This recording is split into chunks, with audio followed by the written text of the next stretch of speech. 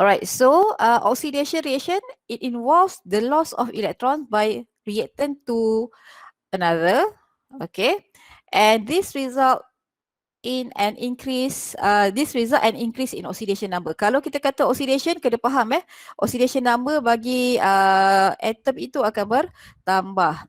Alright, okay, but for reduction, dia terbalik, vice versa. A reaction whereby the reactant involved gains electron and causing decrease in its oxidation number.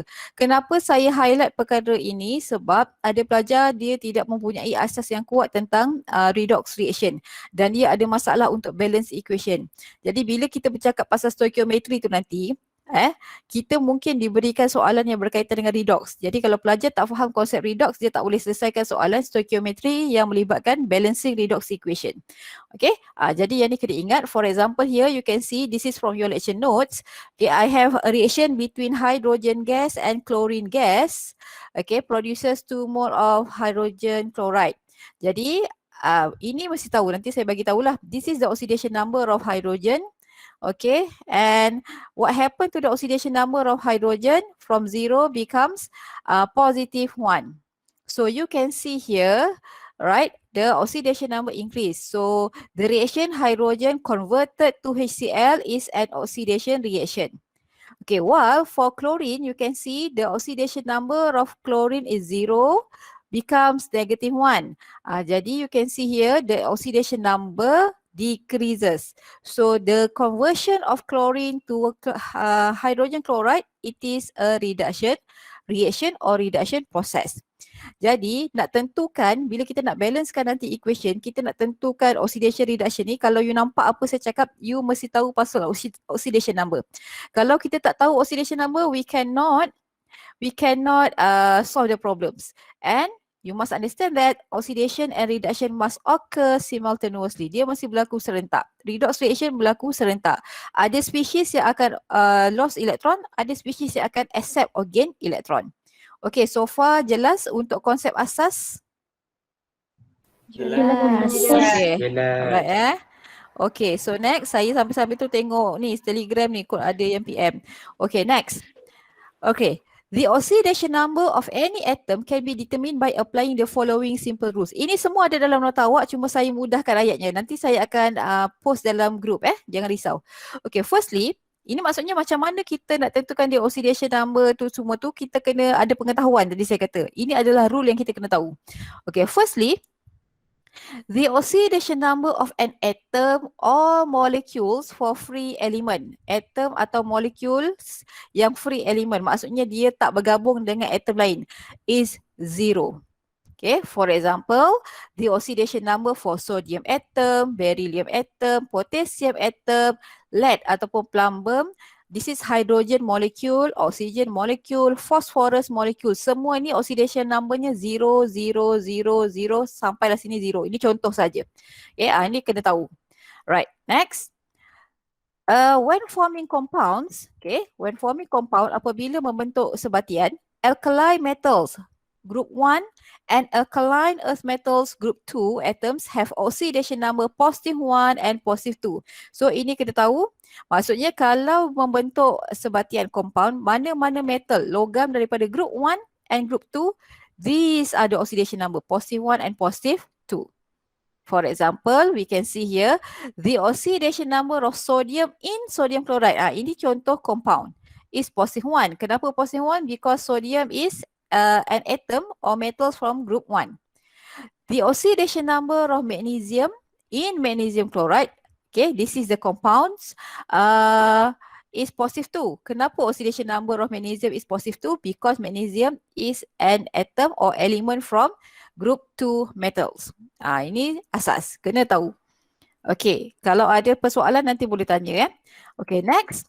We have, ni panjang sikit, saya permudahkan daripada nota awak. Ada je, cuma kena fahamkan fluorine always an oxidation number of negative 1 in its compound. Maksudnya fluorine, apa simbol fluorine? F. Dia punya oxidation number mesti sentiasa negatif 1. Okay, how about other halogens? Halogens adalah group 17. Okay. So for other halogens also have oxidation number negative 1. in their compounds, but possess a positive oxidation number when combined with oxygen or other halogens. Okay, untuk halogens yang lain selain daripada fluorine, biasanya oxidation number dia adalah -1. Tetapi dia akan jadi positif oxidation number kalau contohnya klorin ke apa lagi fluorine tidak, klorin, bromin, kalau di combine dengan oksigen dia akan mempunyai oxidation number positif. Contoh saya tambah kat sini, you can see here, oxidation number of fluorine in sodium fluoride -1. Okay, you tengok klorin. Klorin in HCl is -1. But chlorine in Cl2O7, it is +1. Ini maksud ayat statement yang bawah yang saya bagi ni. Okay. Apa benda ni group discussion info ni. Okay. Jadi nanti macam mana nak kira ni, saya akan tunjuk juga ya. Okay, next. We have hydrogen is assigned an oxidation number of +1. Okay, hydrogen oxidation number dia biasanya mesti +1. Okay. Except in metal hydrides. Okay, kecuali dalam metal hydrides dia biasanya -1. Okay, apa maksud metal hydride? Saya bagi contoh. For example, HCl, hydrogen chloride. Ini bukan metal hydride. Okay, dia masih lagi +1 untuk hydrogen. Hydrides, metal hydride adalah metal grup 1, grup 2 yang combine dengan hidrogen. Yang ni. Contoh magnesium hydride yang bawah ni. So bila kita kira hidrogen itu dia punya oxidation number is -1. Hidrogen ni dia ada exceptional sikit. Jadi kena berhati-hati. Okay. Baik. Next, oxygen is typo ni baru type pagi tadi ni. Assign an oxidation number of -2 in most of its compound. Kalau oxygen mesti -2. Oxygen simbol dia O. Kita sebut dia oksigen. Okay. Cuma dalam peroxide. Apa contoh peroxide? Apa contoh compound yang peroxide? Contohnya hydrogen peroxide, H2O2. Okay. Oxidation number bagi oksigen adalah -1. Ini knowledge yang you dapat dulu. Maksudnya kita tahu benda ni dulu. Nanti bila kita kira oxidation number sepatutnya tak ada isu lah bila kita dah tahu rule ni. Okay. Next. Yang keenam. In neutral molecule, the sum of the oxidation number of all atoms that made up of the molecule is equals to 0. Okay, kalau tak faham kita lihat contoh. Let's say I have calcium chloride, CaCl2. Dengan mengetahui kesemua rule yang saya dah terangkan tadi, okay, macam ni tadi. Okay, untuk calcium, alright, untuk calcium chloride, okay. Tadi kita dah belajar. This is calcium, this is a metal from group 2. So kita memang kena tahu the oxidation number is +2. Okay, sebelum saya terlupa oxidation number mesti start dengan dia punya sign, positif or negatif. Contoh +1, +2. Ini adalah penulisan oxidation number. -1, -2. Positif wajib tulis. Positif wajib tulis. Okay, so untuk calcium it is +2. So here you can see +2. Alright, and then there are 2 chlorine atoms. Okay, chlorine atoms in compound, dia punya oxidation number is -1. Okay, kecuali kalau chlorine tu dia combine dengan oksigen dia akan jadi positif tadi. So bila kita totalkan nampak dia akan equal to 0. Jadi ini adalah neutral molecule, atau compound lah, dia neutral. Jadi overall dia punya net oxidation number 0. Okay, but okay, dah masuk ke tadi zat tu? Okay, ini adalah 0. Tapi kalau dia adalah ions, okay, monatomic ions, the oxidation number is equal to the charge on the ion. Maksudnya oxidation number adalah sama dengan charge yang dibawa oleh ion itu. For example, okay, lithium plus, berapa oxidation number dia? +1. Iron 3+, +3. Oxide ion, -2. You jangan tulis 2 negatif. Ini adalah charge. Ini cara kita tulis charge. Ini adalah cara kita tulis oxidation number. Okay, baik. Right? Okay, satu lagi tak silap saya adalah berkaitan dengan ni. Polyatomic ion. Ion yang terdiri daripada beberapa atoms. Alright, oxidation number dia punya total, okay, you tengok kat sini. The total oxidation numbers of all atoms that made up the ion is equal to the net charge of the ion. Sama juga. For example, I have ammonium ion. Okay, ammonium ion. Okay, kalau kita tengok nitrogen, oxidation number is -3. Okay, because ni adalah daripada group 13. Dia adalah group 13. Sorry, dia adalah group 15. Sorry, group 15 jadi oxidation number dia adalah -3. Okay, and hydrogen is +1. Jadi bila kita tengok kat sini, total charge dia, dia akan equal to 0. Okay, ini semua penting. Rule ini semua penting untuk kita selesaikan balancing redox. Okay, so far ada masalah untuk rule oxidation number? Ada masalah? Tiada. Okey. Okay. Okey. Alright, okay. So kalau tak, okay, saya nak awak keluarkan nota dan kertas kosong kalau boleh lah. Tak ada nota tak apalah. Maksudnya dia cakap kat saya, nota tak print lagi, madam. Sebab printer tak ada, kedai printing tutup, tak ada masalah. Keluarkan nota. Okay, sekarang kita nak belajar balance equation. Okay. Siapa tadi tu Zadanis Jamli, kalau tak dapat masuk juga sebab saya dah start ni, nanti saya nak patah balik susah, nanti tengok recording Okay, nanti kalau yang tutup saya akan accept jugalah kalau dia lambat masuk. Okay, so let's say I have this reaction. Okay, in order to balance, dia dah masuk Okay, Hakimi dah masuk Okay. Okay, in order to balance the redox reaction, first kali kita kena tahu redox reaction may occur in acidic solution or acidic medium or basic medium. Okay, maksudnya redox reaction ni boleh berlaku dalam dua medium, dua keadaan. Satu dalam larutan berasid ataupun basic solution. Soalan dia akan minta awak nak balancekan tindak redox itu dalam keadaan acidic ataupun basic. So kena baca soalan. Tapi sebelum menjawab soalan kena tahu nak balancekan dalam acidic, basic macam mana. Okay, so this is unbalanced equation. Biasanya normally we will use ion electron method. Kita akan gunakan ion electron method. Kita akan gunakan yang ion-ion dia sahaja. Okay, ion-ion yang terlibat dalam redox. Okay, so firstly, bila you dapat unbalanced equation macam ni, okay, ni saya guna nota saya sendiri maksudnya saya tambah slide sendiri, awak buat sama-sama dengan saya.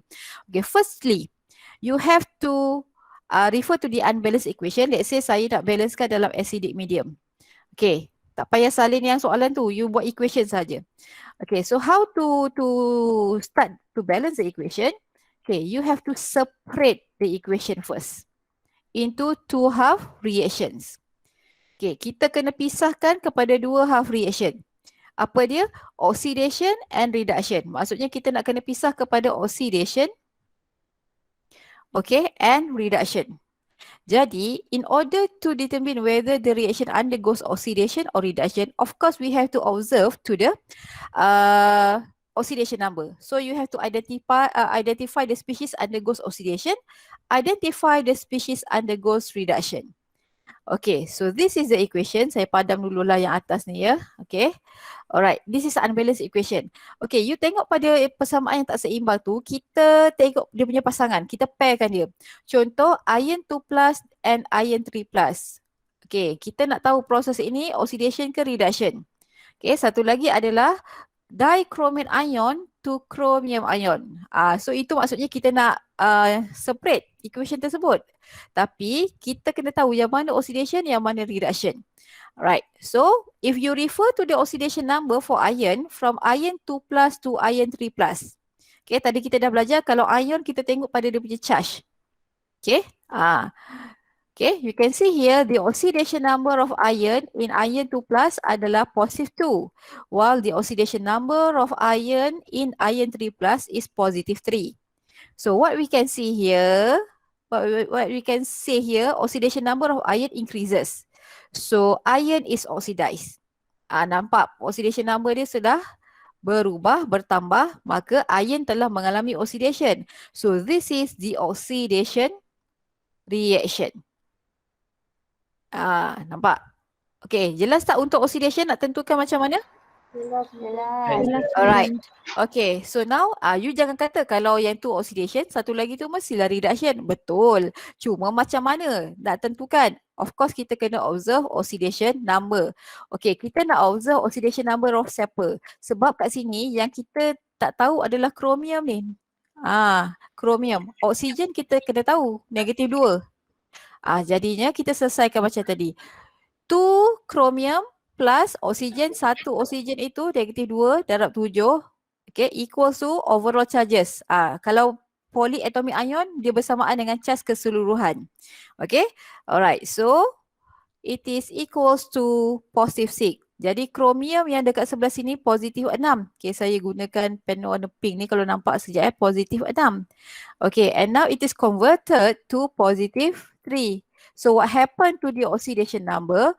The oxidation number of chromium decreases. So chromium is reduced. So the reaction from dichromate ion to chromium 3 plus adalah reduction reaction. So this is the way how we separate the equation into two half equation. Kena tengok dulu oxidation number. Okay, baik. After you have after the equation have been separated, setelah dia dipisahkan, kita nak buat apa? Ada beberapa step kita kena ikut. Okay, kena ikut benda tu. Jangan skip ataupun you tak ikut dia punya turutan, nanti masalah besar. Okay, next kita dah ada oxidation dengan reduction half equation. Okay, balance the atom other than oxygen and hydrogen in each half reaction. You kena balancekan atom other than oxygen and hydrogen in each half reaction. Okay, nak balancekan apa? Atom selain oksigen and hydrogen. Kena fahamkan. Okay, jadi kita buat satu-satu. Let's say saya pilih dulu yang oxidation. Dia kata balancekan atom selain oksigen dengan hydrogen. Jadi maksudnya saya nak tengok apa? Saya tengok iron lah kat sini. Okay. Jadi kalau kita tengok iron kat sini 1 mol sebelah kiri, 1 mol sebelah kanan. Jangan tengok charge dulu. Kita balance atom dulu.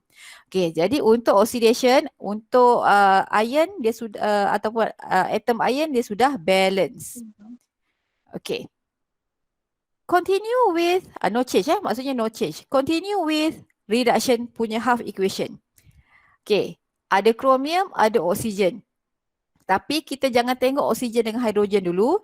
Kita tengok chromium. Okay, sebelah kiri there are 2 chromium atom. Sebelah kanan ada 1 chromium atom.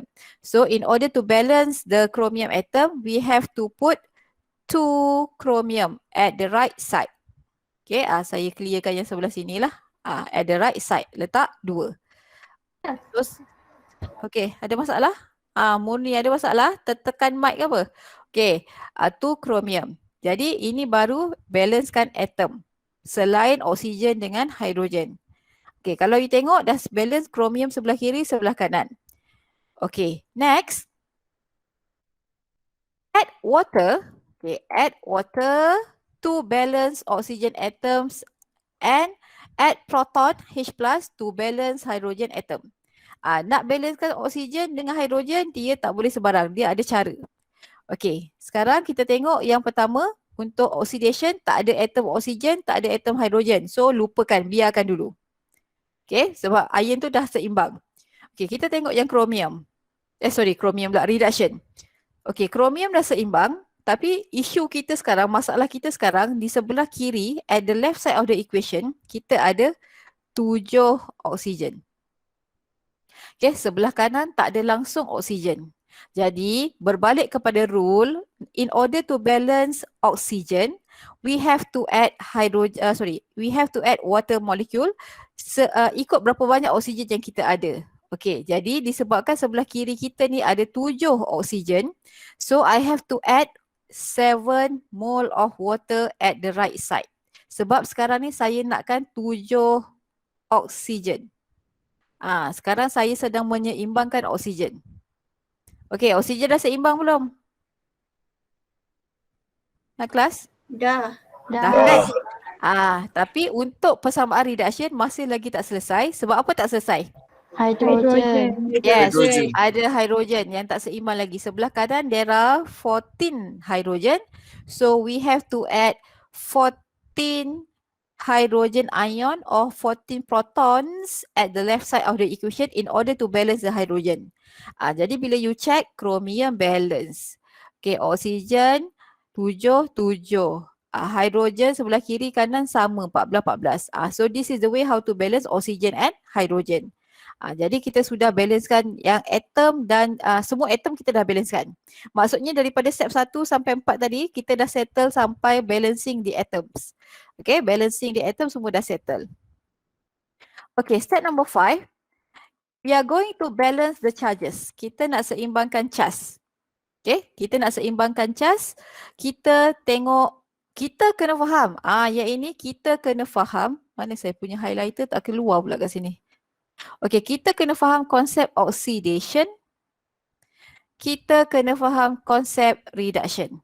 Definition oxidation reduction. Untuk oxidation, dia adalah loss electron. Okay. Untuk reduction, dia akan accept ataupun gain elektron. Jadi ini penting sebab kita nak letak elektron tu sebelah kiri ke sebelah kanan. Itu yang penting. Okay. So oxidation, dia adalah proses electron is removed. Jadi electron is removed mesti sebelah kanan.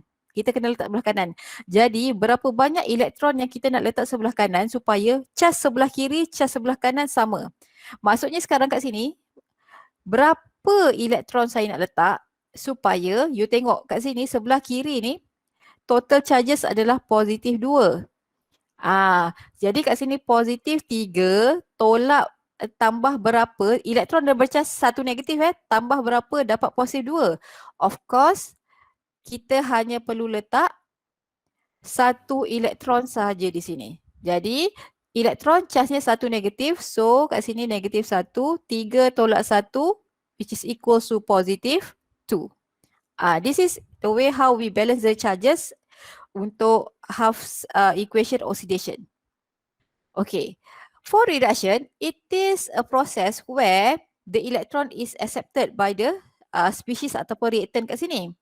Jadi sekarang maksudnya saya nak letak berapa elektron sebelah kiri ni untuk reduction. Jadi saya kena check dulu total charges sebelah kanan. 2 darab positif 3, positif 6. Water molecule tadi kita dah belajar, dia adalah neutral molecule. 0. So sebelah kanan positif 6. Jadi saya nak sebelah kiri ni positif 6 jumlahnya. Jadi kalau saya kira kat sini 14, positif 14. Tambah ini 1 mol sahaja ni. Saya tulislah 1 kat situ kan. 1 darab negatif 2. Negatif 2. So 14 tolak 2, 12. 12 tolak berapa? Dapat 6 kelas? 6. Tolak 6 kan. Jadi dekat sini saya kena letak 6 elektron. So tambah 6 elektron, you can see sebelah sini akan dapat 6. Jadi menyelesaikan, menyeimbangkan charge. Okay, so far okay kat sini? Okay, madam. Okay baik. Jadi sekarang kita belum dapat lagi persamaan yang seimbang keseluruhan. Kita baru menyeimbangkan sampai menyeimbangkan charge. Okay, next we have to balance the electron. So yang kita dah balancekan tadi tu. Okay, sekejap tadi untuk oxidation, ini oxidation. Okay, ini reduction. Okay, tadi saya kena letak 1 elektron sebelah kiri, sebelah kanan. Tapi sekarang kalau you tengok bilangan elektron dia tak sama. Jadi, the whole equation untuk oxidation kita kena darab sama, kita darabkan dengan satu nombor bulat untuk samakan, equalize the number of electron. Jadi saya kena darab 6 kat sini. Okay, so apa saya dapat? 6 iron 2 plus converted to 6 iron 3 plus 6 mole of electron. Jadi you nampak kat sini dah seimbang, maka kita boleh cancel out nanti. Okay, kita boleh cancel out. Okay, jadinya sekarang barulah kita pergi kepada keseluruhan. Maksudnya bila kita dah boleh cancel out, kita boleh combine, add 2 half equations together. Okay, jadi saya tulis sekali lagi kat sini. You can see here, kejap Oh, saya tak buat dia punya animation. Cancel. Apa yang sebelah reactant sebelah kiri mesti tulis sebelah kiri. Apa spesies sebelah kanan mesti tulis sebelah kanan. Jadi you just turunkan saja. 6 iron 2 plus 14 hydrogen ion plus dichromium ion. Okay. and then 6 iron converted ditukarkan kepada 6 mole of iron 3 plus, 2 mole of chromium 3 plus and 7 mole of water. Okay, ada tak yang saya tertinggal, tolong check Rasa tak ada ni. Okay. Jadi yang penting terlebih dahulu number of electron on both side mesti equal. Okay. Jadi sebelum kita kata inilah adalah persamaannya, kita kena check dulu equation itu. Kita kena verify. Verify apa? Number of atoms and charges are balanced. Sebelah kiri dengan sebelah kanan bilangan atom dengan charge mesti sama. Kita kena check. Okay, atom saya rasa dah tak ada masalah sebab kita dah buat tadi. Jadi sekarang saya ajar macam mana nak check charges. Okay, 14 hydrogen ion ni charges dia punya oxidation number positif 1. Jadi darabkan kat sini positif 14. Okay, tambah ini 1 mol dichromate darab 2 negatif 2, it is negative 2. 6 darab dengan positif 2 kat sini positif 12. 14 tolak 2 12. Okay, sorry tertinggal 1. 14 tolak 2 12, 12 tambah 12 positif 24. Okay, tengok sebelah kanan. 6 darab positif 3 positif 18. Okay. Positif 18 plus positif 6 sebab 2 darab positif 3 plus 0. 18 campur 6 positif 24. Itu maksud verify charges adalah balance sebelah kiri dengan sebelah kanan equation. Okay. Untuk kita menyeimbangkan equation, redox equation in acidic solution, you kena lalui 8 step ini. Acidic solution, 8 step ini kita kena buat. Okay. Tapi macam mana pula kalau equation soalan tu minta balancekan yang dalam basic solution. Untuk basic solution kita tambah satu step lagi. Saya gunakan contoh yang sama. Okay. For basic solution, okay, saya highlightkan basic solution, we have to add hydroxide ion on both sides the equation for every proton that appears. Okay, ini yang dah seimbang tadi. Jadi kalaulah soalan equation ini ataupun reaction ini berlaku pada basic medium, senang je. Kita balancekan dulu macam kita buat acidic, lepas tu tambah satu step. Okay, tengok dekat sini berapa proton yang ada, berapa H plus yang kita ada, 14 H plus. Jadi sekarang saya kena tambahkan 14 OH minus di kiri dan kanan persamaan. Okay. Okay, 14 OH minus saya tambahkan di kiri dan kanan. Lepas tu saya selesaikan. Yang ini 14 OH minus plus 14 H plus. Ini adalah bersamaan dengan 14 mol water. Okay, konsep dia kalau H plus, 1 H plus tambah 1 OH minus dapat 1 mol water. So 14 OH minus tambah 14 H plus dapat 14 mol water. Okay, tulis balik yang lain. Yang ini tulis, turunkan sahaja. Tak apa, nanti tak dapat tengok recording saya akan bagi juga recording ni. Saya akan post dekat YouTube macam biasa. Okay, sekejap. Ada benda saya nak highlight ni. Ini 14 OH minus. Okay, apa yang awak perasan dekat sini? Awak perasan apa? Molekul air dua-dua belah. Ya, betul. Water ada dekat dua-dua belah lah pula. Tak boleh ya. Jadi kita kena selesaikan.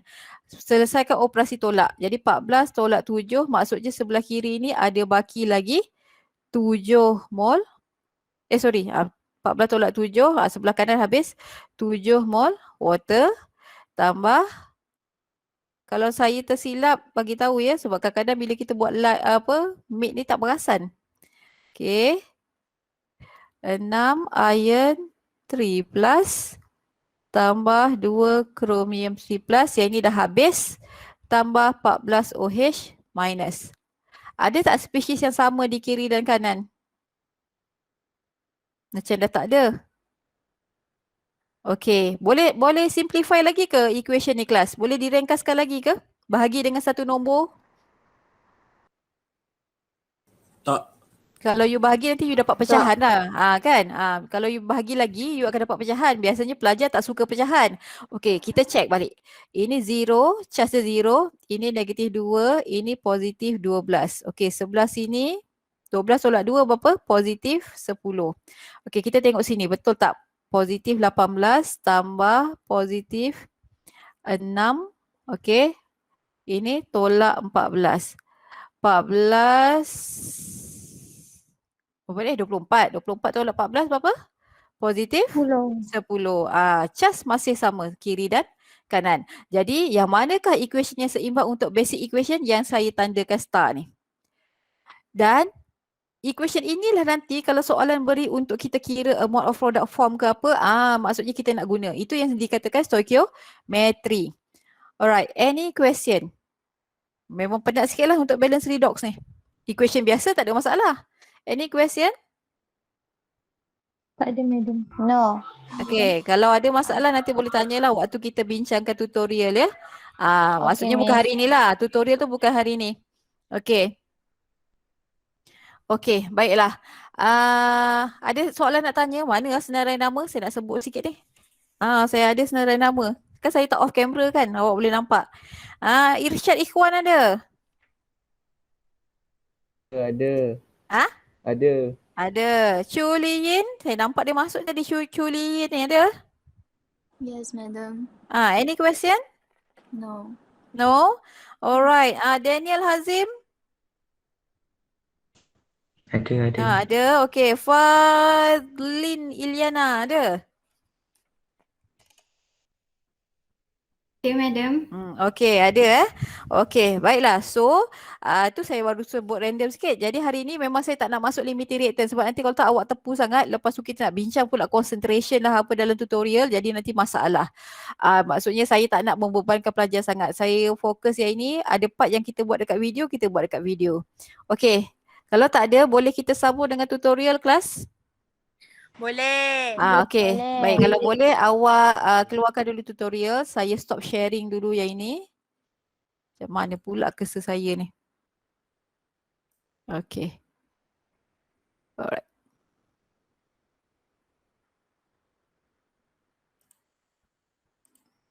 Okay, sekejap So, saya nak buka tutorial pula. Tutorial yang ini. Sekejap, saya kena buka dulu PowerPoint-nya. Kalau tak nanti masalah. Slideshow, setup, browse by individual window. Okay. Baiklah. Okay, tutorial yang ini.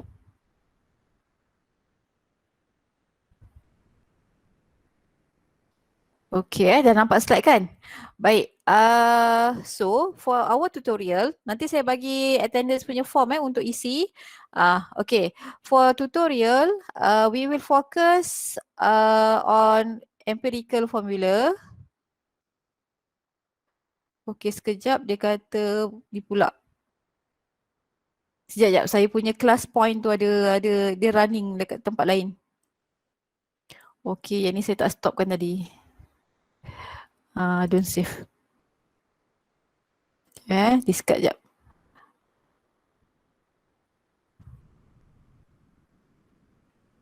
Okay, sekejap. Window.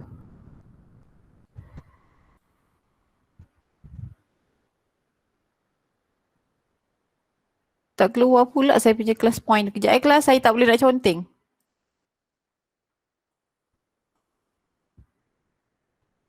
Okay, sekejap.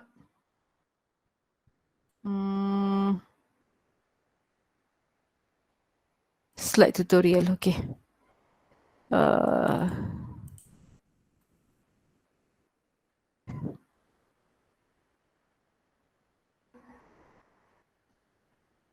Sekejap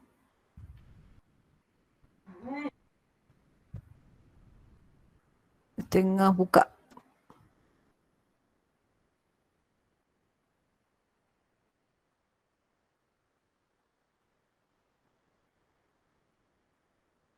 No class, okay.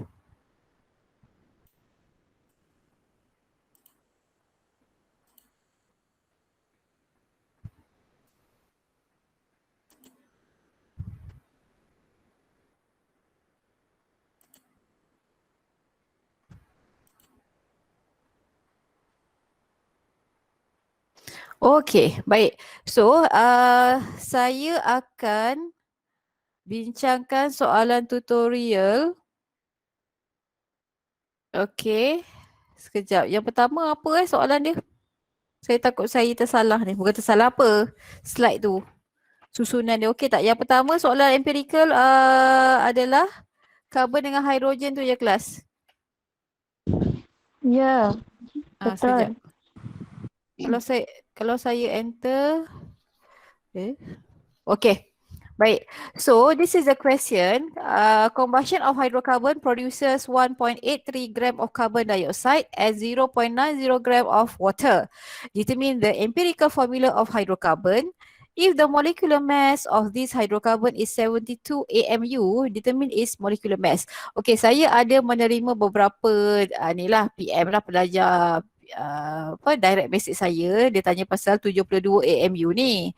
Sebab isunya adalah ada unit AMU tu. Okey, sebenarnya tak ada masalah. Nanti saya tunjukkan AMU tu dan macam mana kita nak gunakan nilai 72 AMU tu untuk kita kira molecular formula. Okay, but first of all, if you refer here, this is combustion reaction. Ini adalah satu tindak balas combustion of hydrocarbon. So, from our previous knowledge, awak pun dah belajar kat sekolah, bila kita sebut hydrocarbon, it must contains carbon and hydrogen only. So when hydrocarbon burn in oxygen, it will produce carbon dioxide and water. Jadi apa yang diberikan pada awak dalam soalan adalah the mass of carbon dioxide and water molecule produced. But the question asks you to calculate the empirical formula of the hydrocarbon followed by molecular formula. Maksudnya kalau saya ada maklumat, maksudnya saya boleh katakanlah secara asasnya saya tak tahu apa molecular formula dia ataupun empirical formula dia. Okay, so this compound contain only carbon and hydrogen. From the combustion data, maksudnya daripada data pembakaran ini, apa pelajar kena buat, dia kena cari dulu. Okay, you tengok dalam you punya jalan kerja, tandakan. Okay, firstly, you have to determine the mass of carbon. Okay, ada yang tanya juga, tak berapa faham. Mana datang macam ni, 44 ni. Okay, sekarang carbon dioxide, dalam carbon dioxide ada satu carbon. Jadi berat satu carbon adalah 12 gram. Okay. Kemudian carbon dioxide, berat carbon dioxide ini adalah bersamaan dengan dia punya molar mass, 44 gram. So 12 bagi 44 darabkan dengan carbon dioxide yang diperolehi daripada combustion reaction. So you will get this mass of carbon. Okay, ambillah 3 decimal places ataupun 4 decimal places untuk mass dan mole. Okay. Okay, saya cakap pasal decimal places bukan significant figures. Significant figures kita tengok pada jawapan akhir. Tapi untuk menyelamatkan awak nak kira ni, mole dengan mass ambillah 3 to 4 decimal places. Insist unit dengan unit, tak ada unit salah. Maksudnya unit gram tu mesti ada. Okay, carbon ni tak tulis apa. Yang penting 0.499 gram. Kalau pelajar tu ambil 0.5, dia ada error in rounding off tu. Maksudnya you telah buat banyak error. You dah round off lagi and nanti you round off lagi. So that's why kadang-kadang you kata tak dapat. Okay, and for hydrogen, okay, since kita tahu dalam hydrocarbon tu ada hydrogen, maka kita kena dapatkan mass of hydrogen. So this is the mass of hydrogen. 2 gram of hydrogen divided by 18 gram of water. Kita tahu ini adalah molar mass water. Okay, molar mass water. And there are 2 hydrogen atoms dalam satu water molecule, sebab itu 2 gram. Darabkan dengan mass dia, dapatlah mass of hydrogen sebanyak ini, 0.100 gram hydrogen. Okay, walaupun kat belakang ni kosong, sebagai pelajar yang belajar sains, kita kena very rigid dengan decimal places and significant figures. Jadi sebab itu kami tulis 0.100. Ada kosong kat belakang tu. Okay, nampak tak yang saya conteng ni kelas? Nampak tak? Tak ada pun. Tak nampak saya conteng eh? Ada. Saya dah conteng dah. Sekejap. Aduh, sekejap tapi conteng-conteng itu je lah. Sekejap. Saya tengok, sebab saya tengok dekat tab tu. Saya kata kenapa static aja. Sekejap. Okay, browse. Okay, sekejap ya. Sorry. Technical flows ni macam ni lah. Okay, sekejap saya stop presenting dulu. Maaf Dia tak sama macam kita mengajar dalam kelas biasa. Kelas biasa tu terus ni je. Okay. Baik. Okay, saya share semula. Sekejap lagi saya test, saya conteng, awak bagi respon ya. Okay, sekejap. Tak nak pula dia. Okay, sekejap saya nak conteng sekejap. Okay, lambat lah. Network lambat kadang-kadang pun sama juga. Okay, hide. Telegram ni. Okay, sekejap saya conteng. Dah nampak kan? Nampak. Okay, ni yang saya cakap tadi. 44 gram datang daripada molar mass carbon dioxide. 18 gram datang daripada water. Okay, jadi unit mass tu mesti ada gram. Okay, so yang ni very simple. Saya rasa ramai dah boleh buat. Okay, so you selesaikan. You must construct this table in order to determine the empirical formula. Jadi dekat sini kena buat dengan teratur. Biasanya lah kita akan beri markah macam ni. Mol, dua-dua betul ni, satu markah. Tapi jalan kerja mesti tunjuk. So nampak tak, kami tak round off. Kami ambil 3 decimal places. Ada yang 4. Okay, kalau nak 4 nak sama-sama lah semua. Okay. Okay, kemudian bila dah dapat mol tu, you mesti cari simple ratio. Sebab kat sini bila you bahagikan, ini dapat 1, ini dapat 2.4. Okay. Jadi sekarang masalah kita adalah pada sebelah sini ni, pada mole ratio hidrogen. Dia dapat nombor perpuluhan yang kita tidak boleh round off. Jadi we have to multiply with one number to get the whole number. So try and error, 2.2 darab 1, 2.2 darab 2 sampailah you dapat nombor bulat. Jadi 2.4 darab 5. So bila sini darab 5, 1 pun kena darab 5. Maka kita akan dapat simplest ratio dia 5 to 12. Okay. Baik, ada masalah kat sini? Tapi jawapan tak, kita tak menjawab lagi soalan. You kena tunjukkan empirical formulanya apa. Tulis kat sini. The empirical formula is C5H12. Okay. Sebab soalan pertama dia tanya empirical, tandakan. But now we are going to determine the molecular formula. Ini saya tanya, saya cakap tadi yang 72 AMU tu pelajar pening. Okey, 72 AMU adalah atomic mass. Ini adalah atomic mass. Bila atomic mass, unit dia adalah AMU. Okey, kalau awak nak gunakan atomic mass, semua ni adalah kita kena gunakan semua tu atomic mass, AMU juga. Tapi you boleh guna juga sebagai relative molecular mass. Kalau you nak guna sebagai relative molecular mass, you letak 72 sahaja, tak ada unit. Atau kalau you nak gunakan 72 AMU itu sebagai molar mass, you akan gunakan 72 gram per mol. Jadi semua molar mass carbon dengan hidrogen kat dalam ini pun kita akan guna dia sebagai molar mass. Jadi kat sini saya mencadangkan kita guna je terus relative molecular mass, jadi tak ada unit, siap-siap, tak ada unit, terus dapat N. Jadi N is equal to 1. Okay, N equals to 1. Therefore, the molecular formula of this compound is C5H12. Okay, any questions for the first question, iaitu non-face to face ni? Ada soalan?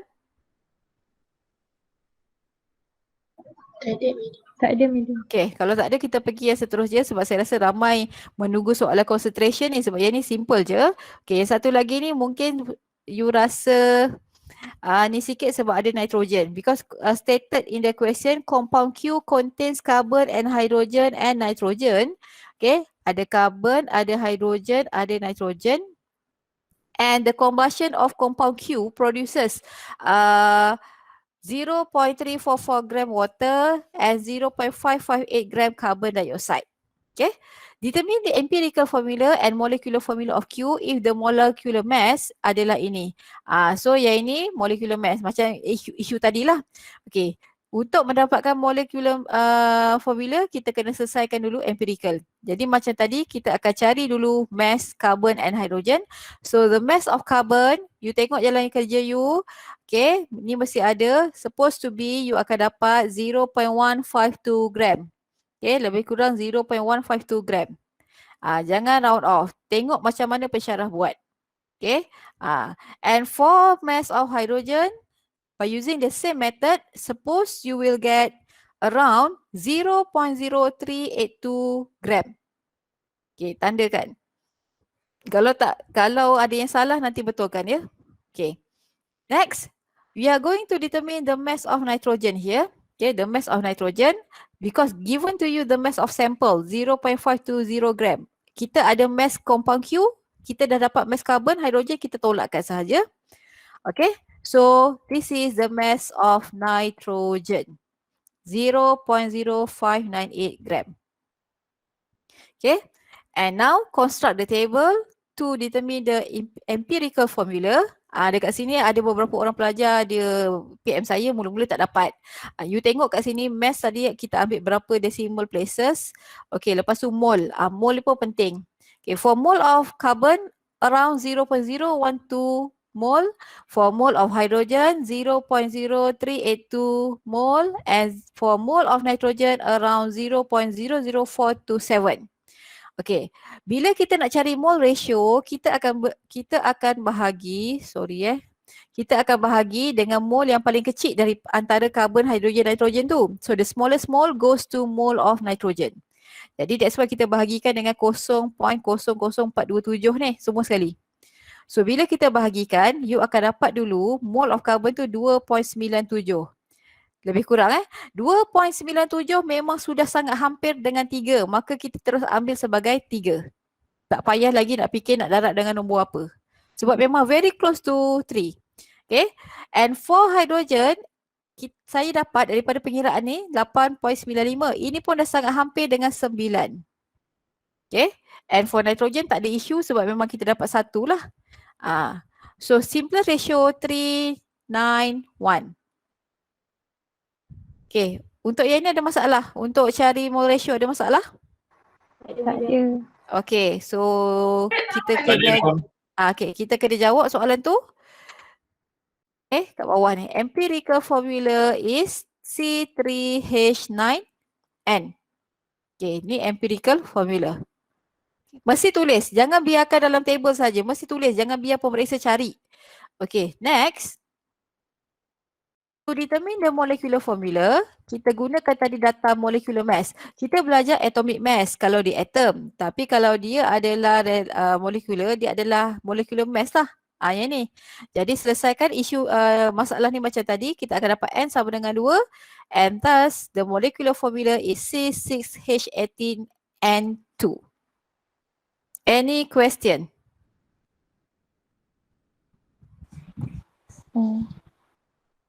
Ada? Walid ada Walid. Haris ada Haris. Haris Robain. MD15. Ada, madam. Ada masalah? Okey, madam, okey. Okey, Asrul Haziq. Ada tak Hasrul? Sonyap yo. Tak datang jangan ni ya. Kalau tak datang kelas saya ya. Ya kenapa? Yang kalau saya tulis C6 N2 H18 ada masalah ke? C6 N2 H berapa? N2. Okey, awak buat N2. N2 H18 balik. Okey. You tak ikut susunan ni lah. Okey, boleh lah. Dari peringkat awal ni kita boleh lagi sebab you tak belajar lagi organik secara detail. Maksudnya, okey, kawan awak tanya kalau dia tulis C6, dia tak ikut turutan macam saya. Carbon, hidrogen, nitrogen. Dia buat C6 N2H18 18 pun betul. Di peringkat awal ni okey lagi lah. Tak ada masalah. Okey? Baik. Tak ada masalah saya nak teruskan Tak ada. Terima kasih, madam. Okay, sama. Okay, now let's continue with concentration. Okay, untuk soalan concentration yang ini saya dah beri sama je baca dalam nota awak, cuma saya permudahkan untuk awak. Okay, untuk pelajar menyelesaikan soalan yang berkaitan dengan concentration. Bila kita cakap pasal concentration ni, dia ada kaitan dengan mole concept and stoichiometry nanti 1.3. Nanti kadang-kadang bila masuk satu lagi tajuk chapter 7 nanti, tajuk terakhir semester ini pun ada kaitan dengan concentration. Pelajar wajib fahamkan semua konsep concentration ini. Dari segi definition, dari segi macam mana nak kira formula, dari segi unit. Sebab ini adalah cara untuk kita menyatakan concentration tu. Concentration tu boleh dinyatakan dalam apa? Molarity, mole fraction, percentage by mass dan juga percentage by volume. Ini sahaja yang you belajar. Sebenarnya ada banyak lagi. Kalau kita belajar di peringkat tinggi ada part per million, part per trillion, semua ada. Jadi kena fahamkan. Dan satu lagi yang saya nak awak highlight ataupun tolong beri penekanan bila kita baca soalan, kena kenal siapa solute, siapa solvent. Dalam formula yang dalam ni, dalam nota tu formula umum. Tapi bila kita jawab soalan, kita kena kenal siapa solute, siapa solvent tu. Kalau tak, memanglah sampai sudah buat assumption pun tak reti nak selesaikan. Okey, baik, saya harap pelajar dah boleh ingat formula tersebut, ingat, understand. Okey, lepas tu kita pergi pada soalan. Okey. Tolong beri respon bila saya tanyalah. Maksudnya saya nak tanya soalan ni pasal apa kan. Okay, so the first question for non-face-to-face week 2 first hour. Okay, a student prepared a solution of sodium chloride by dissolving 1.461 gram of sodium chloride in 250 ml volumetric flask. Okay, ayat pertama tu dia cerita pelajar tu dia mula-mula dia timbang. Okay, dia ada 1.461 gram sodium chloride. Okey, lepas tu kalau kita berada dalam makmal, kita akan tambah dulu sedikit distill water. Okey, kita akan tambah sedikit distill water untuk kita larutkan 1.461 gram itu. Lepas tu, saya akan transfer ke dalam volumetric flask. Volumetric flask ini, saya kena ikut berapa yang saya nak buat. Kalau saya nak buat 250 ml, saya kena guna 250 ml volumetric flask. So, sodium chloride yang saya dah larutkan tu, saya masukkan ke dalam volumetric flask ini. Kemudian saya tambah lagi distill water up to the graduated mark kat sini. Lepas tu kita akan shake sampai di homogeneous solution.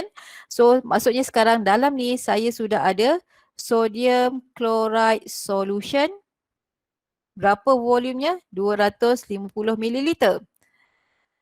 But now the question asks you, what is the concentration of sodium chloride solution in the volumetric flask dalam unit molarity? Dia tanya berapa molar tu yang you prepare. So dia tanya concentration sebenarnya. Jadi first of all, you must understand, you kena identify dulu siapa solute, siapa solvent. Kalau you tengok dalam gambar rajah saya lukis ni, of course sodium chloride ini adalah solute, bahan yang saya larutkan. Okay. Water ataupun kita distill water ataupun water, ini adalah solvent. Okay.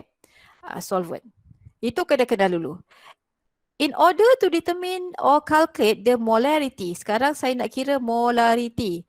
Dalam buku kadang-kadang dia tulis macam ni lah, molarity, M tu huruf besar, sodium chloride dia buat subscript je, kecil je. So satu dunia faham, molarity of sodium chloride solution. So in order to determine the molarity of sodium chloride, apa formula dia? Mesti ada number of mole of sodium chloride, saya tak tulis lah of tu panjang sangat pula ayatnya, divide by volume of solution must be measured in liter. Sebab itu formula sangat penting. Jadi saya tak suka pelajar tulis solute je. Kena tahu siapa solute dia, sodium chloride. Jadi since kita sudah ada mass, maka you kena kira dulu mole of sodium chloride. Okay. Mole of sodium chloride, tunjukkan jalan kerja, cari dalam, tengok you punya pengiraan, tanda Okay. Dia adalah berapa mass dia? 1.461 gram divide by its molar mass, tak silap saya 58.5 gram per mole.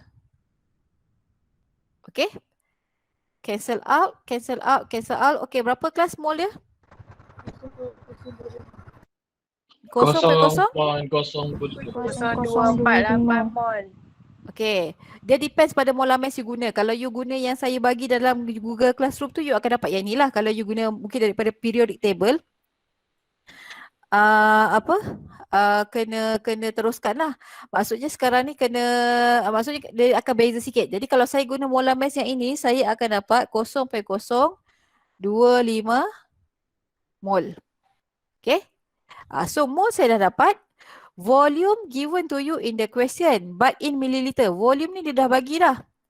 Cuma sekarang volume solution tu kita kena tukar kepada liter. So 250 milliliter is equivalent to 0.250 liter. So now masukkan dalam formula molarity, maksudnya molarity of sodium chloride is equals to 0.025 mole divide by 0.250 liter. Okay, supposedly you akan dapat lebih kurang 0.100. Kalau tak nak tulis mol per liter, nak tulis molar, huruf M besar pun boleh. Kalau you tulis mol per liter pun boleh. Saya dah terangkan dalam video juga. Okay, any question kat sini? Ada masalah? Tak ada madam. Tak ada, tak Okay. ada. Okay, Tak kalau tak ada. ada kita teruskan. Okay, good. Alright, kita teruskan. Yang ni slide kosong. Okay, kita pergi pada slide seterusnya. A solution containing 8.89 gram glycerol in 75.0 gram ethanol. What is the molality of this solution? Okay, kenal pasti. Dalam larutan ini ada glycerol, ada ethanol. Okey, jadi biasanya solvent ini adalah satu kuantiti yang lebih banyak berbanding solute. Jadi kalau you nampak kat sini sangat jelas kita punya glycerol adalah solute. Okey, ethanol adalah solvent. Jadi kalau saya gambarkan, let's say ni saya ada beaker, dalam ni ada apa? Ada glycerol, ada ethanol. Dapatlah larutan itu. Okey, jadi sekarang kita nak kira molality. Molality. Okey, molality. Okay, tulis formula supaya kita dapat generate idea. Molality adalah mole of solute. So, solute kita adalah glycerol. Okey, bahagikan dengan mass ethanol.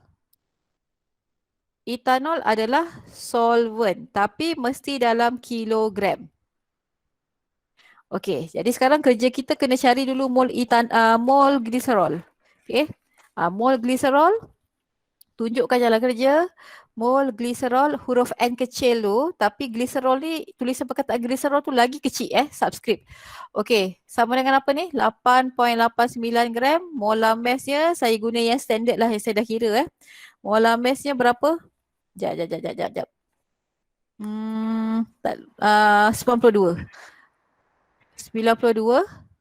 gram per mol.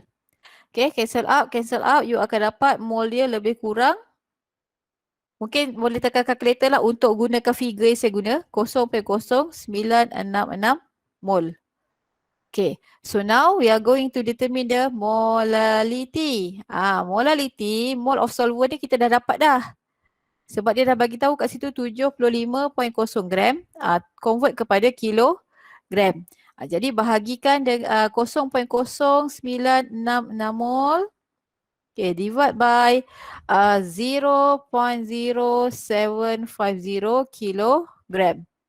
Okay, supposedly jawapan awak berapa kelas? 1.29. Okay. 1.29. 1.288. 1.29 lebih kurang unit mol per kilogram ataupun molal ataupun huruf M kecil. Cara kita nak tulis unit tu.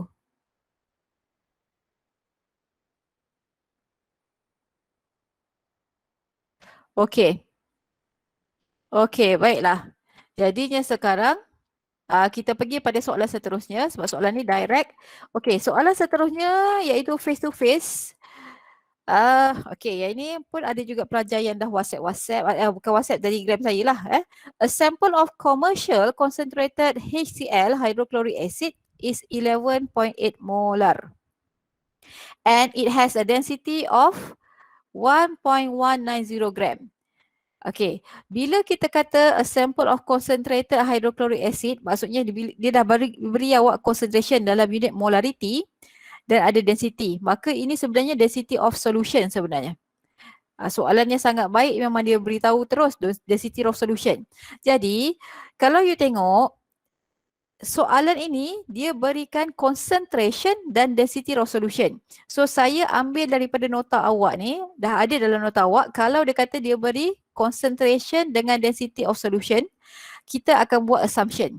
Jadi, contoh dekat sini, dia beri awak molarity dan density of solution. Jadi nak kira benda yang kita tak tahu tu dia cadangkan buat andaian ataupun assumption. Okay, so dia ikut kalau molarity dengan density, dia berikan molarity dengan density, dia cadangkan kita gunakan volume of solution tu 1 liter. Okay, ada juga pelajar yang tanya, cikgu mesti guna 1 liter ni ke? Mesti guna nombor 1 tu ke? Tak semestinya. You nak assume nombor apa sekalipun tak kisah, tapi kita mesti gunakan apa yang kita assume. You akan dapat jawapan yang sama. Contohlah pelajar A dia assume 1 liter. Mungkin pelajar B dia guna 5 liter. Dia buat assumption. Jawapan akhir tetap sama. Okay, cuma kita cadangkan guna 1 liter tu bukan apa, nak senang kira. Okay, jadi bila kita dah faham, okay, soalan ini dia beri concentration dalam unit molar, molarity dengan density. Maka kita akan gunakan assumption in order to determine molality. Kita dah tahu molarity, nak cari molality pula. Okay, so identify dulu, maksudnya kita ada HCl solution berapa concentration tadi? 11.8 molar. Jadi maksudnya kalau saya ada 11.8 molar, maksudnya ni saya punya volumetric flask Okey, dalam ni 11.8 molar. Saya tak tahu dia punya volume, sebab itu kena buat andaian. Okey, dalam ni ada apa? Dalam ini mesti ada solute, mesti ada solvent untuk menghasilkan larutan yang 11.8 molar. Siapa solutnya? HCl. Sebab HCl tu walaupun dia liquid asalnya, dia akan jadi solute. Bila campur dengan air baru jadi solution. So solvent kita adalah water, which is H2O. Okay. Jadi sekarang, okay, since dia sudah beri awak molality, okay, mana? Molality dan juga density, kita akan assume dulu. Tulis assumption. Assume. Okay, tadi dicadangkan assume the volume of solution adalah 1 liter. So nanti kita akan guna juga mililiter ni. Jadi sekarang oleh kerana dia beri awak molarity. From molarity, daripada formula molarity, saya tulis dulu, daripada formula molarity HCl, apa yang kita faham? Molarity HCl ini adalah menunjukkan number of mole HCl dissolved in 1 liter of solution. Itu definition molarity.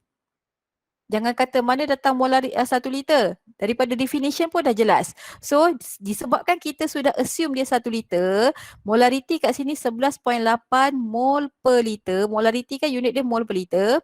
Sama dengan number of mole kita nak cari. Okay. Dan kita sudah assume volume tu 1 liter. Jadi nampak tak? Selesai. So you nampak mole of HCl kita dah dapat. Iaitu 11.8 mol. Jadi kalau apa yang awak nampak, saya gunakan assumption saya ni. Saya guna assumption saya. Apa kita assume, kita kena guna. So terus dapat molarity. Mol. Mana dapat mol? Ikut definition dan apa yang diberikan dalam soalan. Okey, sekarang saya nak cari molality. Saya tulis dulu formula molality. Nak keluarkan idea ni, molality ni mesti apa? Mestilah mol HCl bahagikan dengan mass apa? Kelas? Mass apa kat sini? Solvent. Siapa solvent kita? Air. Yes, water in kilogram. Okey. Jadinya sekarang mol kita dah ada. Mol kita dah ada kan? So sekarang macam mana saya nak cari mass of solvent? Macam mana saya nak cari mass of solvent? Density. Kita kena guna density of solution dulu. Okay. Okay, kita kena cari dululah. Banyak kerja sikit kena buat. Density of solution. Okay. Sama dengan apa? Mass. Saya tak tulislah of tu mass solution. Okay. Bahagikan dengan volume of solution. Okey, diberi pada awak density itu adalah 1.190 gram per mililiter. Okey. Mass of solution kita kena cari dulu. Sebab mass of solution tu dalam tu lah ada solvent dengan solute. Okey, volume of solution kita sudah assume 1 liter. 1 liter bersamaan 1000 mililiter. liter. Cancel lah, nampak? Jadi saya akan dapat mass solution. Okey. Dapat berapa ni? Senang je kan? 1190 kosong. gram. Unit kena letak. Okey, tapi tak menyelesaikan masalah lagi. Ini baru mass of solution. Apa ada dalam solution, kelas? Apa yang ada dalam solution? Solute Ah, dan solvent. yes. Solute, solvent. Betul. Mass of solution itu dia mesti terdiri daripada mass of HCl tambah mass water. Okey, sekarang kita sudah ada mol HCl, kita kena cari dulu mass dia. Cari mass HCl. Berapa tadi mol dia? 11.8 kan? 11.8 mol. Darab molar mass dia berapa 36.5. 36.5 gram per mol. Okey, dapat berapa mass dia? Dalam kalkulator saya. Dapat apa? 430.7. 430.7 kan? Ya. 430.7 gram. Ini kita dah dapat. So boleh selesaikan. Jadi mass water adalah 1190 gram minus 430.7 gram. Okey, selesaikan. Saya dah kira, saya tak ingat jawapan. Tolak answer. 759.3 gram. Betul? Betul. 759.3 gram, tapi ini dalam gram. Barulah kita boleh cari molality. Huruf M kecil simbol ya. Iaitu 11.8 mol bahagikan dengan 0.7593 kilogram. Okey, tekan kalkulator. Tolong kirakan untuk saya. Bahagi 0.7593. 54. Dia tengok pada mol awak. Dia tak jauh daripada ni lah. 15.54 unit. Boleh tulis mol per kilogram. Ataupun molal lah. Ataupun huruf M kecil simbol dia. Okey. Ada masalah? Tak ada. Okey. Baiklah. So itu soalan face to face. Kita dah masuk face to face. Okey. Seterusnya. Dah kering tekak juga ni. Nak minum pun tak boleh tengah ngajar kan. Awak tak apalah. Bukan awak yang bercakap. Okey. Kita teruskan. Baik. Soalan face to face yang ini. Dia bagi molality. Dia suruh cari. Dia bagi molarity. Tapi dia suruh cari molality juga kan. Okey, betul? 1.509. Okey, lebih kurang sama. Okey. Cuma bagus soalan ni, bagus. Soalan ini apa yang dah diberikan, cuba awak baca. In an experiment 250 ml 0.25 molar calcium acetate solution was prepared. Maksudnya dia dah prepare suatu larutan yang mana volume of solutionnya adalah 250 ml. Dia punya molarity adalah 0.25 molar. Density of solution, saya buat singkatan macam ni je lah Density of solution 1.509 gram per mililiter. Okay, dia suruh awak cari molality. Berapa molality dia? So nak cari molality, molality ni pula formula dia apa? Mol of solute. Okey, maksudnya sekarang dalam larutan kita ni kena identify dulu. Solute-nya adalah calcium acetate. Saya tulis je lah ni C2H3O2. Solvent-nya adalah water. Jadi saya mesti ada mol calcium acetate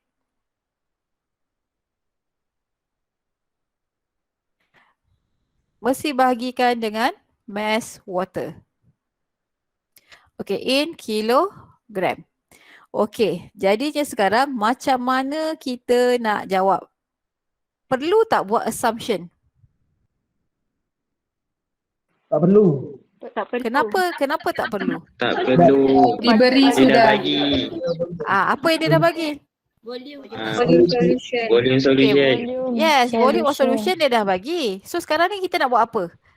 Kita nak buat apa ni dengan maklumat yang kita ada ni? Cuba tengok formula molality ni. Maksudnya kita boleh cari apa? Mol. Mole of siapa? Solute. Solute. Siapa solute kita? Calcium Calcium.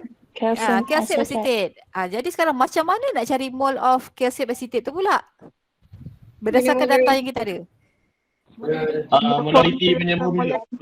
Yes, very good. Kita guna molarity punya formula kan. Kita tahu molarity, okay, kan sama dengan mole calcium acetate, okay, bahagikan dengan volume of solution. Okay, volume of solution dia dah bagi tahu. Jadi maksudnya kat sini molarity kita berapa? 0.25 mol per liter. Okay, darabkan dengan volume. Oleh kerana sini liter ni liter per liter, saya kena tukar kepada liter. 0.250 liter. Sama dengan mol calcium acetate. Okay, dapat berapa mol ya? 0.0625. 0.0625 mol. Okay, mol calcium acetate, betul. It is equals to 0.0625 mol. Okay. Jadi kalau kita tengok formula molality tu, formula mol, kita perlukan mol. Jadi mol tu dah ada dah. Okay, dah dapat. Tapi sekarang mass of water, mass of solvent nak cari macam mana? Formula density. Okay, density of solution. We know that density of solution equals to mass of solution. Mass ni, dia punya simbol pun huruf M kecil sebenarnya. Tapi kita akan tulis mass solution macam ni. Kalau awak nak tulis penuh, awak tulis lah. Bahagi volume of solution. Okay, volume of solution sudah diberi. Density sudah ada. Maka kita boleh cari mass of solution. Okay, mass of solution adalah sama dengan density kita berapa? 1.509 gram per mililiter darab volume of solution 250 mililiter. Cancel. Okay, dapat berapa mass of solution awak? Awak dah kira kan? Bagi sebut. 377.25. Yes, 377.25 gram. Ingat kuantiti yang ada unit, wajib letak unit. Okey, tapi sekarang dalam larutan kita, dalam solution ini ada calcium acetate, ada water. Jadinya sekarang kita kena cari dulu mass of calcium acetate. Saya sambung dekat sebelah sini tadi. Mass calcium acetate. Sebab kita nak cari mass of water tu. Kena ada dia punya molar mass. Maksudnya 0.0625 mol darabkan dengan molar mass dia, tak silap saya 158.1 gram per mol. Okey, gram per mol, mol per mol cancel. Okey, dapat berapa mass dia? Semak dengan awak punya. 9.88. Yes, lebih kurang 9.88 gram. Jadi sekarang untuk mencari, kita tahu bahawa mass solution, saya ajar tulis formula ni semua sebab nanti ada pelajar dia blur. Okey, sama dengan mass calcium acetate plus mass water. Okey, sekejap. Mass water. Jadi sekarang kita nak cari mass water. Mass water kita adalah 377.25 gram minus 9.88 gram. Dapat berapa? 367.37. Okey, 367.37 gram bersamaan dengan kita kena tukarkan kepada kilogram Sekejap. Saya nak tengok jawapan akhir dia tu. Okey. So dapat masukkan dalam formula molality. Oh, tak muat pula. Okey, saya padam sebelah sinilah. Okey, molality, maksudnya molality kita tadi. Sekejap minta maaf, saya kena padam. Tak muat pula ruang dia. Ingatkan muat. Okey. Ni saya tahu awak dah apa? Dah ni. Okey, formula molality. Okey, saya tumpang sini lah ya. Okey, molality.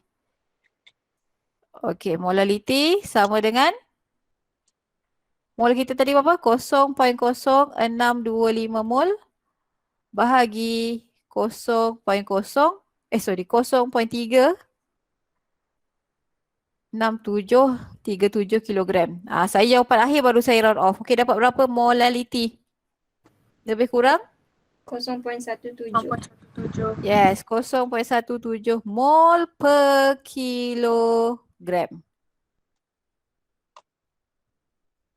Okey, mol 0.17 mol per kilogram.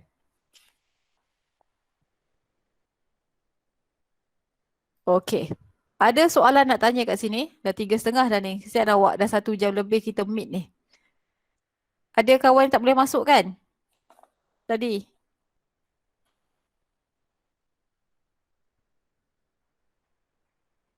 Okey, ada soalan? Tak ada. Tak ada.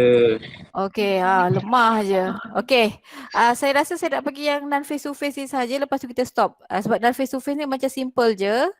Okey, sebab dia direct. Yang lain tu kita akan sambung pada jam seterusnya lah. Dia ngam-ngam sikit sebab dia panjang. Okey, yang ni tengok yang ni macam mana kita nak bincang. A sample of rubbing alcohol contain 142 gram isopropyl alcohol and 58 gram water. What is the mole fraction of alcohol in water? Okey, jadi sekarang kita ada satu larutan. Okey, dalam larutan kita tu ada isopropyl alcohol. Panjang sangat saya tulis je lah ya. Alkohol. Oh, nanti ada tak faham pula ni. Isopropyl.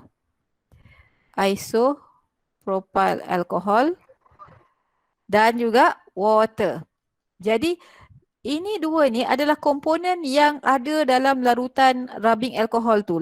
Larutan tu. Soalan tanya mole fraction of alcohol in water. Mole fraction simbol dia adalah X. So kalau mole fraction of alcohol maksudnya isopropyl tu lah. Mole fraction of isopropyl alcohol tu maksudnya macam mana kita nak kira? Saya mesti ada mole alcohol bahagikan dengan hasil tambah mole alcohol plus mole water. Okay. Jadi awak cek awak punya mole of alcohol. Saya hanya tulis jawapan sahaja untuk mole alkohol ataupun isopropyl alkohol ya. Yang 142 tu. Mole of isopropyl alkohol. Tandakan sepatutnya you dapat lebih kurang 2.367 mol. Okay. Mole of water. Sebab dia dah berikan mass, kita boleh cari mole dia. Mole water adalah 3.222 mol. Okey. Sekarang saya nak cari mole fraction isopropyl alcohol. Jadi mole fraction of alcohol ataupun isopropyl, panjang sangat saya tulis ni ya, adalah sama dengan 2.367 mol bahagikan dengan hasil tambah kedua-dua mol itu. Okey, iaitu 2.367 tambah 3.222 mol. Cancel unit mol, so that's why mole fraction tak ada unit. Okey, berapa jawapan awak mole fraction of alcohol?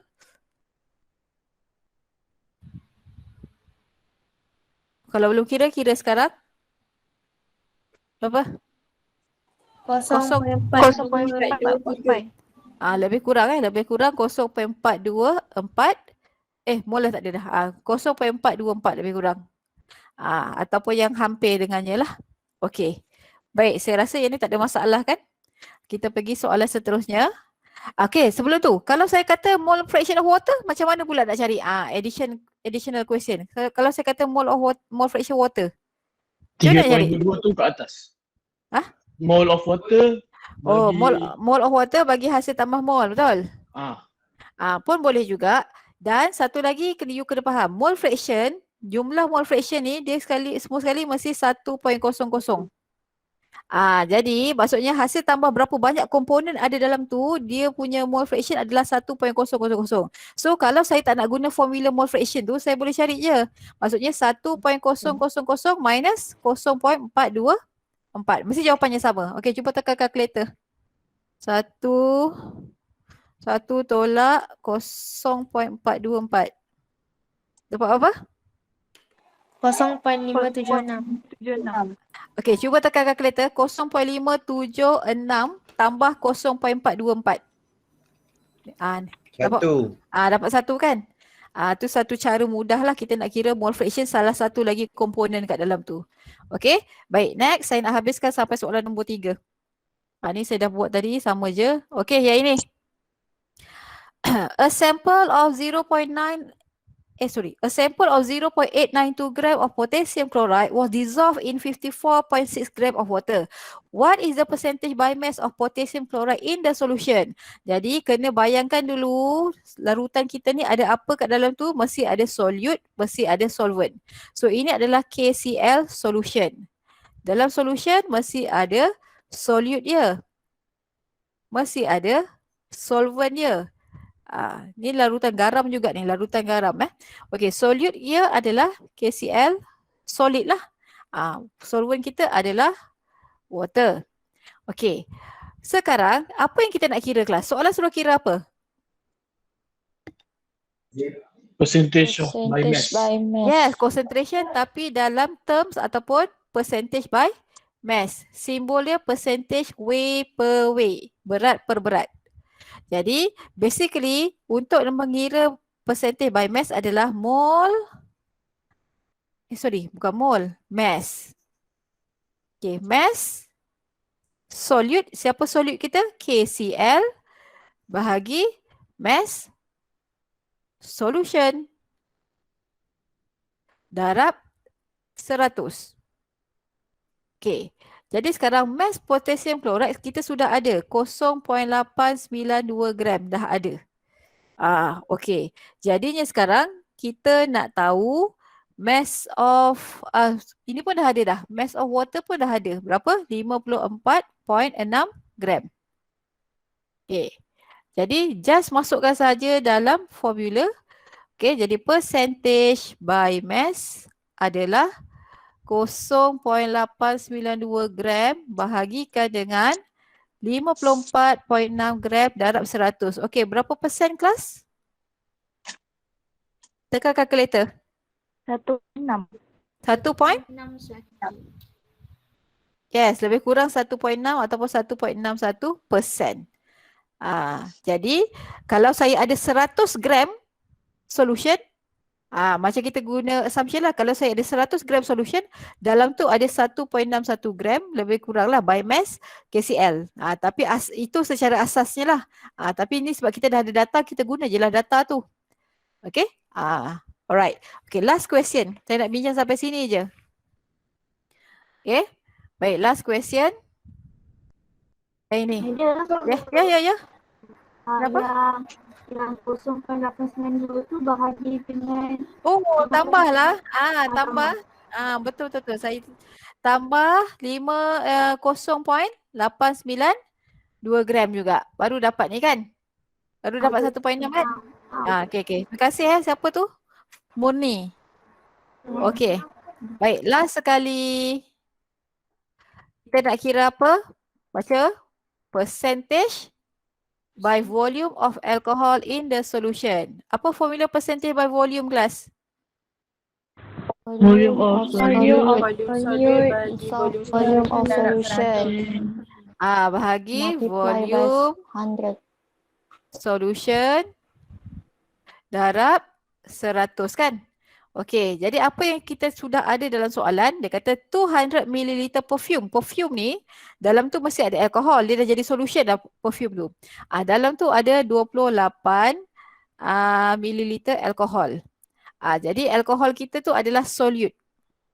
Solution kita tu berapa volume dia? 200. Jadi direct sahaja. 28 ml bahagi 200 ml times 100. 100. So final answer should be around 14%. Okey, nampak? Boleh kelas? Boleh, madam. Boleh. Okey, baiklah. So far saya nampak so good, tapi nanti kena bila saya bagi enrichment question kena buat ya. Dan dapat tak tadi notification daripada GC? Dapat. Yang itu kena hantar paling lewat Selasa Saya bagi masa ni, saya cuba memahami. Tapi saya tak nak bila saya dah bagi masa Selasa pelajar buat kerja cincai. Saya cukup tak suka. Saya cuba bagi masa tu supaya pelajar boleh manage dia punya pembelajaran lah dan buat kerja dengan teliti. Okey, baiklah. Sekarang saya rasa saya nak tamatkan. Okey, nanti saya bagi link, awak jawab soalan dan saya bagi link attendance. Maksudnya ni saya bukan nak tamatkan habis awal. Ada benda lah you kena jawab, kejap lagi saya bagi. Jangan risau. Okey, boleh kelas? Boleh, madam. Soalan Boleh, yang madam. soalan Google Form je, soalan Google Form je. Okey, saya send sekarang. Depan awak ni saya send dulu dia punya attendance. Takut lupa. Kejap Gatal pula tekak. Okey, sekejap. Copy, saya hantar ke grup kuliah. Mana grup kuliah ni? Okey, isikan kehadiran. Itu lecture dan tutorial Sebab kalau saya bagi 2 form kan pening pula awak. Banyak pula nak isi.